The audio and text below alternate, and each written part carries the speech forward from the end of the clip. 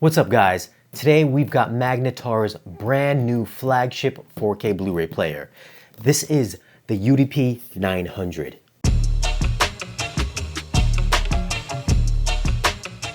So shout out to Magnetar for sending this over for me to review. Thank you, guys.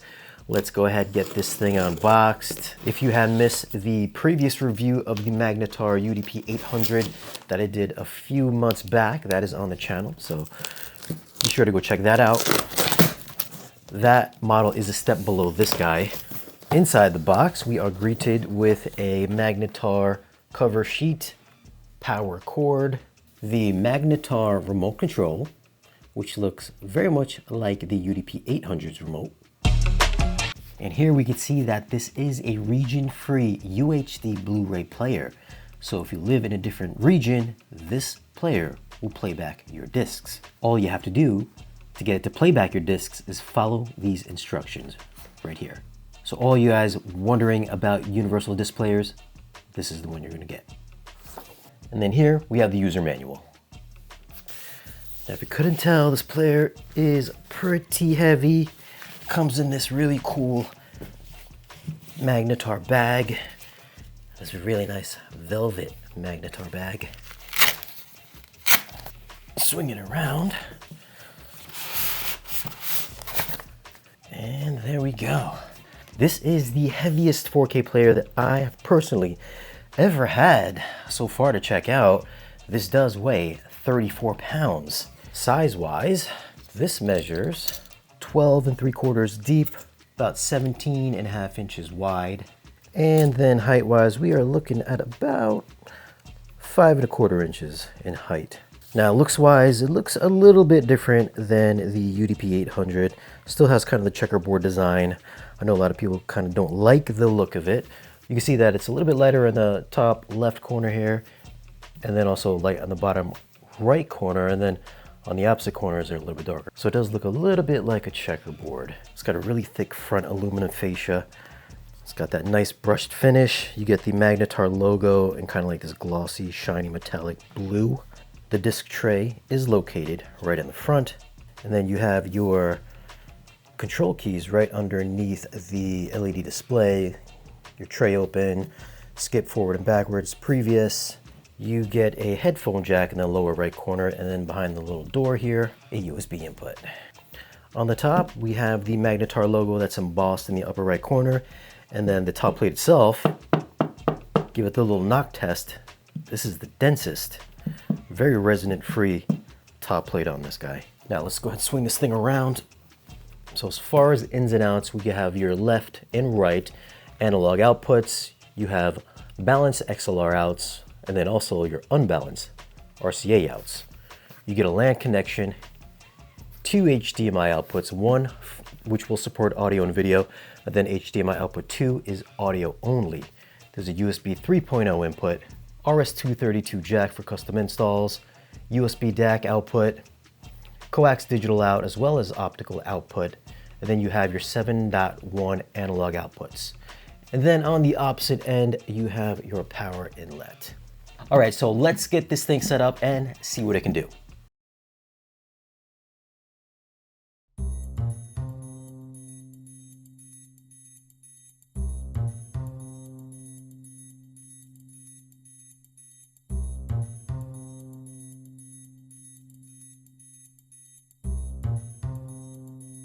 So this loads up fairly quick once you hit the power button. It only takes a few seconds. Once you do, it'll take you to the home screen here, which you have the space splash screen.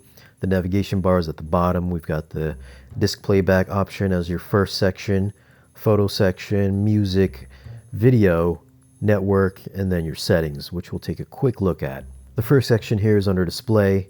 For screen selection, you have a few different options here, all the way from full screen, 4:3, up to 21:9 pan and scan.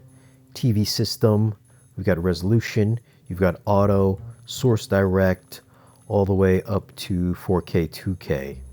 Under HDR settings, we've got auto HDR, then SDR, Dolby Vision mode, we've got low latency, LL, RGB, and then off, color space, deep color, 3D, auto or off, and then that is it for display. Next section is the audio section.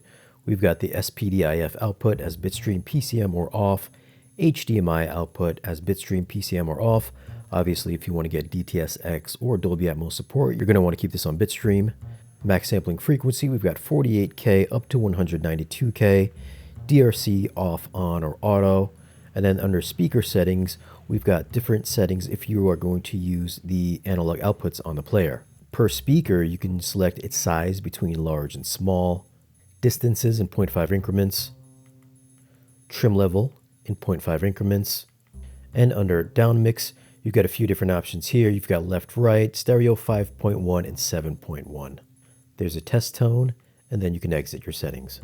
For SACD output, there's auto, PCM or DSD, SACD priority, multi-channel, 2-channel, or CDDA. There's DVD audio mode support between DVD audio or DVD video, and then that is it for the audio settings. Next section is playback. We've got disc auto playback, closed caption, angle mark, picture-in-picture mark, secondary audio mark, last memory, and then disc external subtitles. Next section is your network connection settings. There is no Wi-Fi, it's only hardwired. Then under security section, we've got password control. Under languages, we get a few different options here.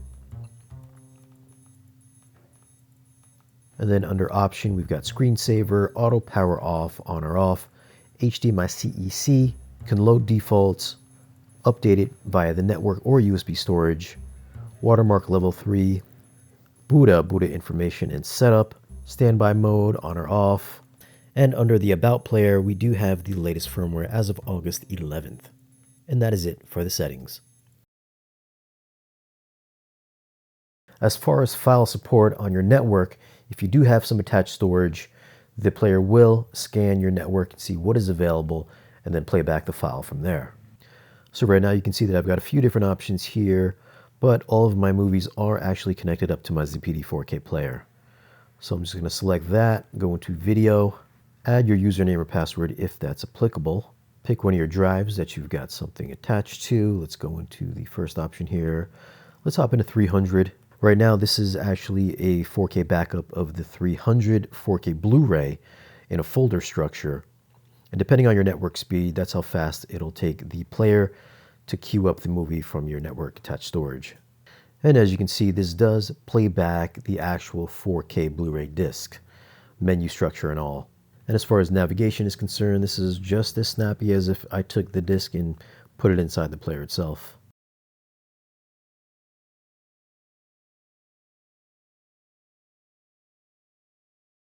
As far as other supported formats, let's check out the ISO of The Way of Water, Avatar 2 in an ISO format. And as we can see, this has no problem playing back ISOs. And one more, let's just check out an MKV file. This is a Dolby Atmos demo. And again, no problems playing back MKV files. I'll put a list of supported formats on the screen so you can see that this will support ISOs, folder playback, MKVs, MP4s, MP3s, and a host of other files. It'll also play back the files in either Dolby Atmos or DTSX or True HD or just standard DTS HD. So if it'll play back on a disc, it'll play back the exact same way through your network.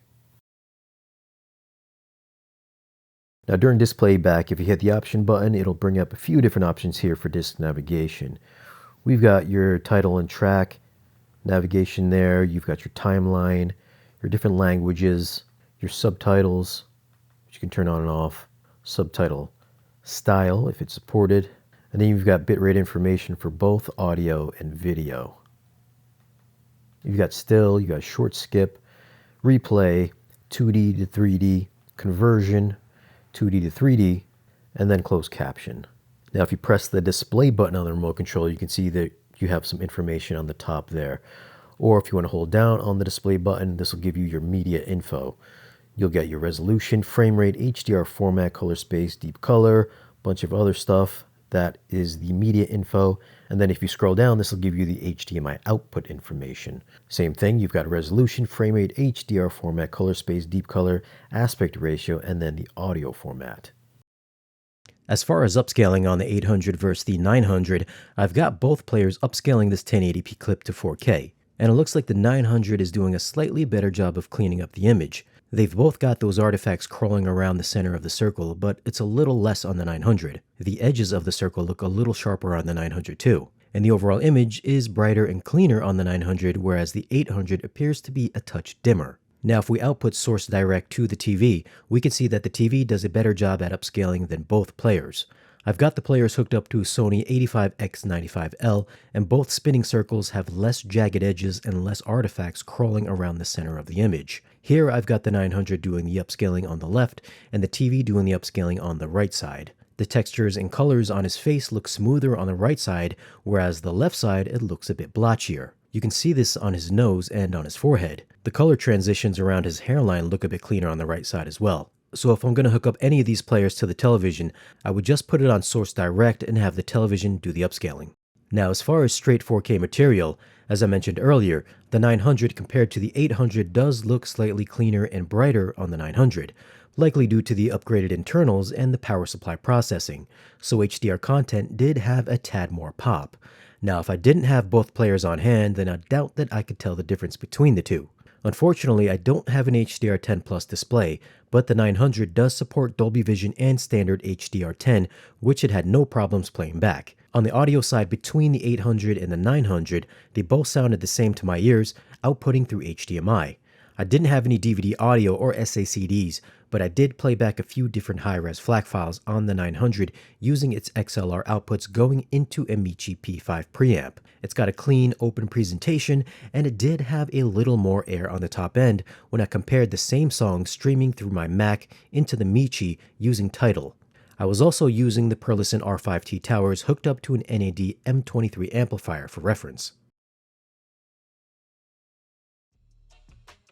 At the time of this video, the Magnetar UDP-900 is selling for $3,000. I think the first thing folks are going to bring up is it better than the discontinued Oppo players that ceased production in 2018? For the majority of folks looking for a new player with a warranty and support, the Magnetar is the obvious choice since it is available. The Oppo players have been dead for a half a decade now, and you can no longer get them new unless you want to buy them on the used market. If you still have one, then that's great. This is obviously a very niche player compared to Sony, LG, Panasonic, and even the less expensive Magnetar. Now, unlike the Sony, LG, and Panasonic, you get more file playback support such as BD folder and ISO playback that is just as good as using a physical disc or a dedicated media player like a Zapiti. The only thing that you don't get is the fancy UI like you would on a Zapiti. And if you are someone that needs SACD and DVD audio, this is one of the few players that'll support those formats, making it a universal player and a region-free player. It's got super clean 4K playback, and the player should make audiophiles happy if you're using this for music listening. I know looks are subjective, but this is a fantastic looking player once you see it in person, and there isn't a 4K player out there that comes close to the build quality of the UDP-900. It is truly in a class of its own, and you'll know why it costs what it costs when you have it in hand. If you're looking for possibly the last 4K Blu-ray player you'll ever need, the Magnetar UDP-900 is the player you're looking for.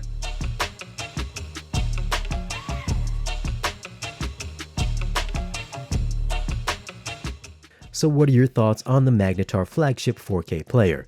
Is this something you'd consider, or are you happy with what you already have? Leave a comment down below and let me know. Now, if you want more information on this 4K player, I'll leave some links for it down below in this video's description. As always guys, thanks for watching. Be sure to give this video a like if you found it useful, and subscribe if you haven't already. And I'll see you in the next video.